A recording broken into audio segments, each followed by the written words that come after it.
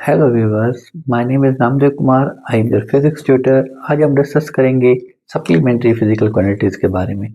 Supplementary physical quantity दो तरह की होती हैं, एक plane angle, second one is a solid angle. तो सबसे पहले हम डिस्कस करेंगे प्लेन एंगल के बारे में। प्लेन एंगल से डिस्कस करने से पहले मैं आपसे एक सवाल पूछता हूँ, क्या आपको टू डायमेंशनल एंगल और थ्री डायमेंशनल एंगल के बारे में पता है?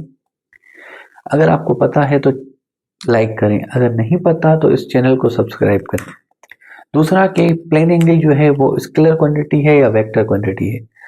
अगर आपको नहीं पता कि प्लेन एंगल जो स्केलर क्वांटिटी है और या वेक्टर क्वांटिटी है, इस वीडियो के एंड तक कनेक्ट रहिए और जानिए कि प्लेन एंगल जो है वो स्केलर क्वांटिटी है या वेक्टर क्वांटिटी है। तो हम डिस्कस करते हैं पहले प्लेन एंगल के बारे में।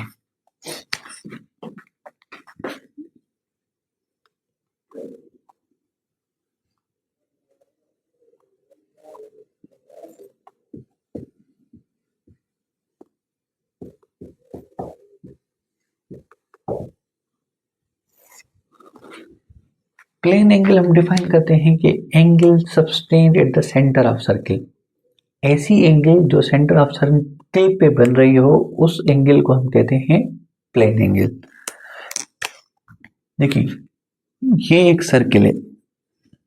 अब इस सर्किल की जो खास बात है वो ये है कि इस सर्किल के बाउंड्री और इस सेंटर के दरमियान जो डिस्टेंस है वो कांस्टेंट होती है और इस डिस्टेंस को हम नाम देते हैं रेडियस, जिसकी सिंबल होती है आर।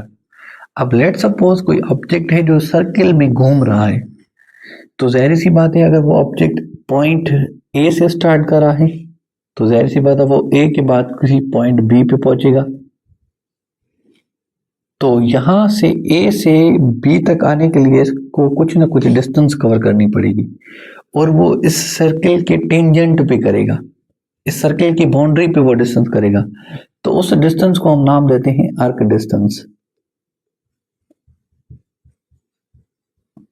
जिसकी जो सैंबल होती है वो होती है एस। सैंबल क्या होती है?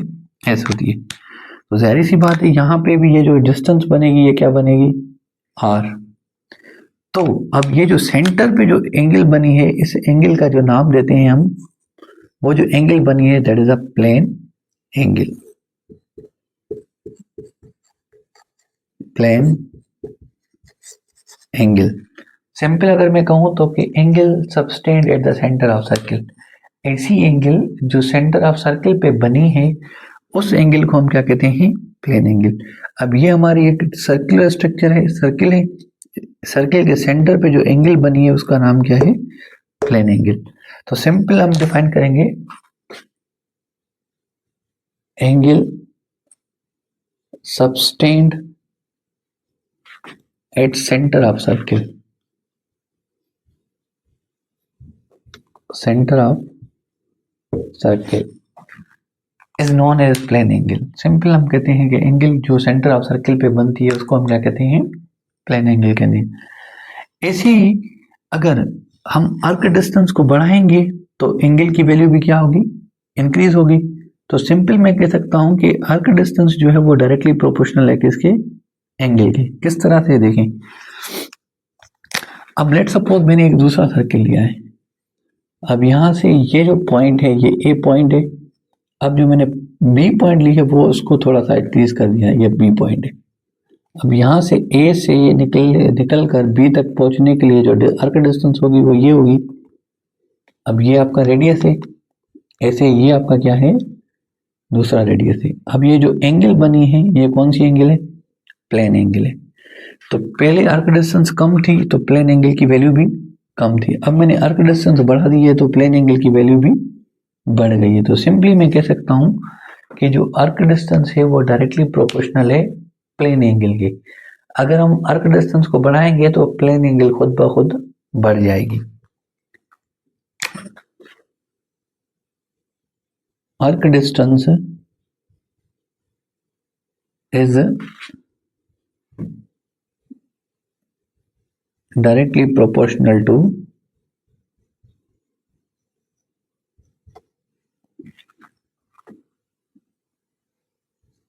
Plane angle,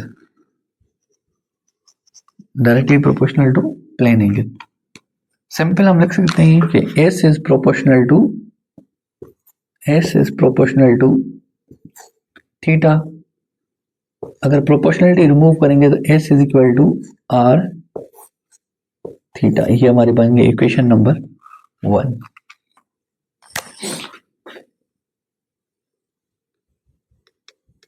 S is equal to R theta, तो यहां से मैं लिख सकता हूं theta is equal to S upon R। तो सिंपल मैं कह सकता हूं कि plane angle is the ratio of arc distance to radius of a circle.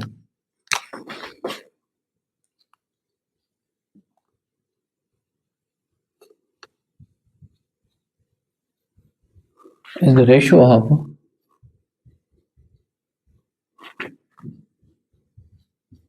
arc distance to radius of circle।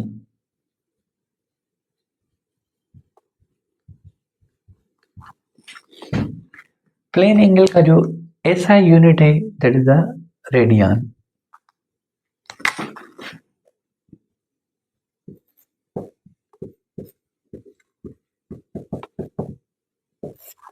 Plane angle का जो SI यूनिट है वो कौन सा है? रेडियन है।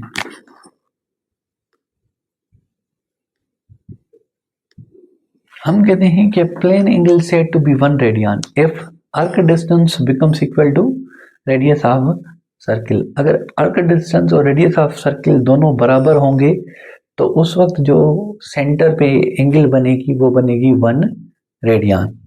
चलें किस तरह से देखें। अब ये हमारा एक सर्किल है। अब इस सर्किल का जो रेडियस है वो है 1 सेंटीमीटर। 1 सेंटीमीटर। अब इस सर्किल का जो हम आर्क डिस्टेंस ले रहे हैं वो भी ले रहे हैं तकरीबन 1 सेंटीमीटर। ये जो आर्क डिस्टेंस है इस पॉइंट से A से B के बीच में जो डिस्टेंस है आर्क डिस्टेंस वो भी है 1 सेंटीमीटर। तो उस वक्त जो हमारी सेंटर पे एंगल बनेगी वो कितनी बनेगी? वो थीटा बनेगी 1 रेडियन। ऐसे ही अगर मैं बड़ा सर्किल ले रहा हूं, अब इसका जो रेडियस है लेट सपोज ये है 10 सेंटीमीटर। ऐसे ही एक दूसरा मैंने ये वाला जो रेडियस लिया है ये भी क्या है? 10 सेंटीमीटर। ये भी क्या है? रेडियस हमारा 10 सेंटीमीटर है। तो ये जो डिस्टेंस है अगर ये डिस्टेंस भी S जो है ये भी क्या है? 10 सेंटीमीटर है। उस वक्त जो सेंटर ऑफ सर्किल पे एंगल बनेगी वो एंगल बनेगी 1 रेडियन बनेगी। कितनी बनेगी? 1 रेडियन बनेगी। तो सिंपल हम डिफाइन करते हैं कि plane angle is said to be 1 radian when arc distance will become equal to radius of circle.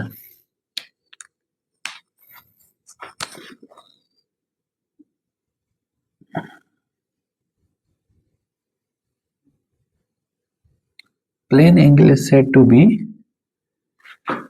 1 radian when S is equal to R।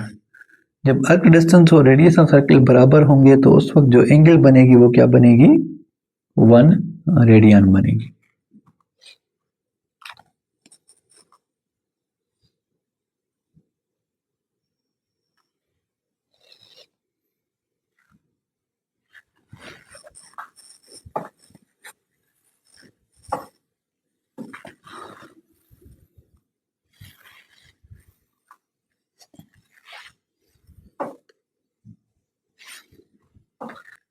जो SI यूनिट है प्लेन एंगल का वो तो रेडियन है, जबकि प्लेन एंगल खुद जो है वो एक डायमेंशनलेस क्वांटिटी है।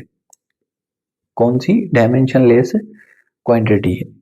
इसके जो अदर यूनिट्स हैं वो है डिग्री, सर्किल या हम कहते हैं रेवोल्यूशंस। ये क्या है? कुछ अदर यूनिट्स हैं किसके? प्लेन एंगल के।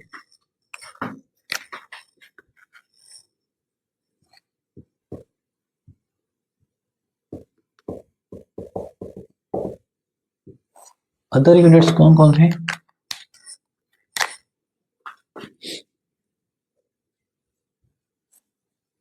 डिग्री, या हम उसको रेवोल्यूशन भी कह सकते हैं। डिग्री और रेवोल्यूशन जो है वो क्या है? अदर यूनिट्स हैं किसके? प्लेन एंगल के। ऐसे ही अगर सिंपल हम डिफाइन करूं कि जो प्लेन एंगल है वो क्या है? हमारी स्केलर क्वांटिटी है। प्लेन एंगल क्या है? वो सिंपली अगर मैं कहूं तो वो क्या है? स्केलर क्वांटिटी है। लेकिन जो है प्लेन एंगल को हम एक्सेल वेक्टर या हम इसको सीडो वेक्टर भी कहते हैं। वो इसलिए क्योंकि उनके पास आर्बिटरी डायरेक्शन होता है। तो हम कह सकते हैं कि जो प्लेन एंगल है वो है तो वैसे स्केलर क्वांटिटी, लेकिन उसके पास सीडो डायरेक्शन है। सीडो डायरेक्शन होने के लिए उसको हम सीडो वेक्टर कहते हैं। वैसे वो सिंपली अर्थमेटिक रूल्स को फॉलो करते हैं। ऐसे ही जो है हम कहते हैं 30 degree plus 40 degree is equal to 70 degree. तो ये क्या है? सिंपल अर्थमेटिक रूल्स को फॉलो कर रहा है। तो अगर हम टू डायमेंशनल की बात करें, सिंपल प्लेन एंगल की बात करें तो वो स्केलर है। लेकिन क्योंकि हम रोटेशन जब लेते हैं तो रोटेशनल के अंदर जो प्लेन एंगल या तो क्लॉकवाइज रोटेट करती है या एंटी क्लॉकवाइज। तो क्लॉकवाइज और एंटी क्लॉकवाइज रोटेशन की वजह से उनको हम डायरेक्शन देते हैं। क्लॉकवाइज के लिए हम प्लेन एंगल को नेगेटिव कंसीडर करते हैं, जबकि एंटी क्लॉकवाइज के लिए प्लेन एंगल को हम पॉजिटिव कंसीडर करते हैं। ऐसे ही अगर मैं डिस्कस करूं तो जो है प्लेन एंगल क्या है? एक तो हमारी डायमेंशनलेस है,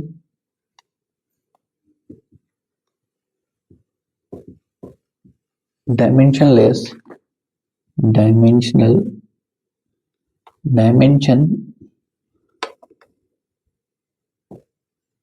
लेस क्वांटिटी है। प्लेन एंगल हमारी क्या है? डायमेंशन लेस क्वांटिटी है। ऐसे ही एक्सेल वेक्टर है या हम उसको स्यूडो वेक्टर भी कहते हैं।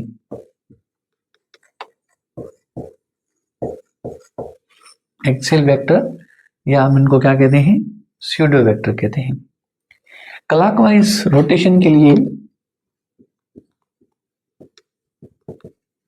अगर क्लॉकवाइज रोटेशन हो रही है तो हम क्या लेते हैं? थीटा को हम लेते हैं नेगेटिव, ठीक है, नेगेटिव और into the page, into the page. अगर हमारी एंटी क्लॉकवाइज रोटेशन हो रही है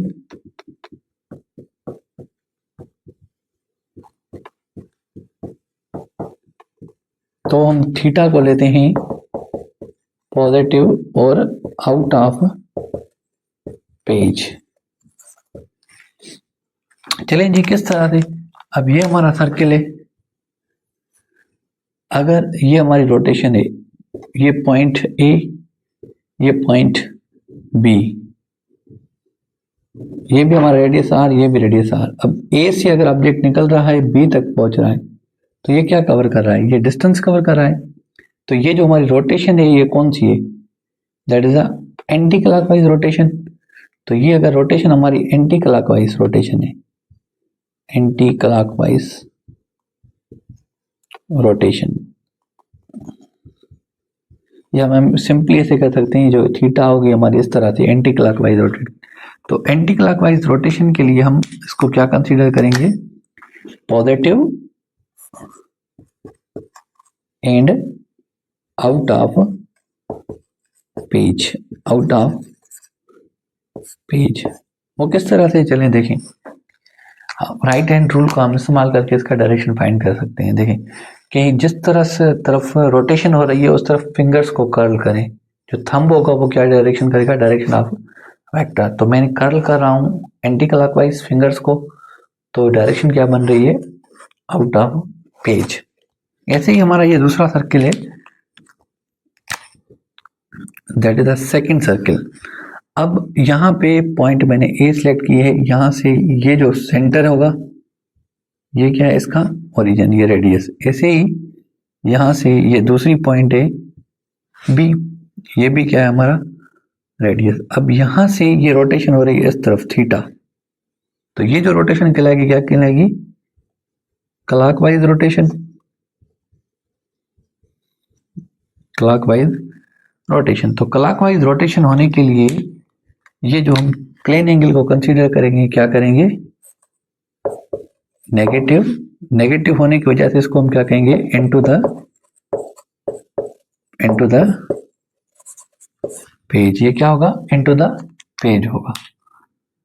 अब ऐसे किस तरह से चलें? देखिए राइट हैंड रूल, ये हमारा राइट हैंड है, इसको कर्ल करते हैं जिस तरफ के रोटेशन हो रही है, रोटेशन ऐसे हो रही है, क्लॉकवाइज रोटेशन हो रही है, तो ये थंब किस तरफ शो कर रहा है? Into the. तो प्लेन एंगल का जो डायरेक्शन होगी वो कहाँ पे होगी? Into the page.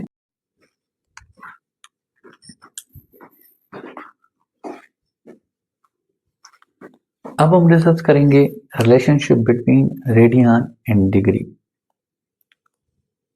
हम रिलेशनशिप बिटवीन रेडियन और डिग्री में ये डिस्कस करेंगे कि एक रेडियन के अंदर कितनी डिग्री आती हैं, ऐसे ही एक डिग्री में कितनी रेडियन होते हैं।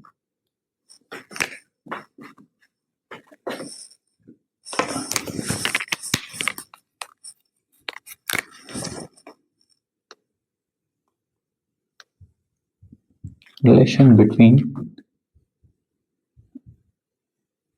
Degree and radian.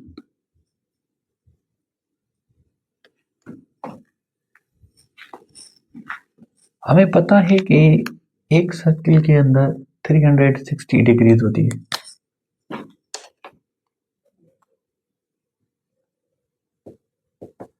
One circle is equal to 360 degree. ऐसे ही एक सर्किल के अंदर 2 पाई रेडियन होते हैं। 2 पाई रेडियन होते हैं। तो ऐसे ही अगर मैं कहूँ को इसको कंपेयर कर सकता हूँ 360 को 2 पाई रेडियन से, तो लिख सकता हूँ ये 2 pi radian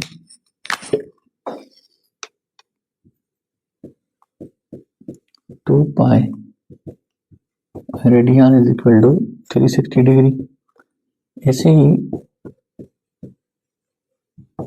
pi radian equal हो जाएगा 360 divided by 2 which is equal to 180 degree.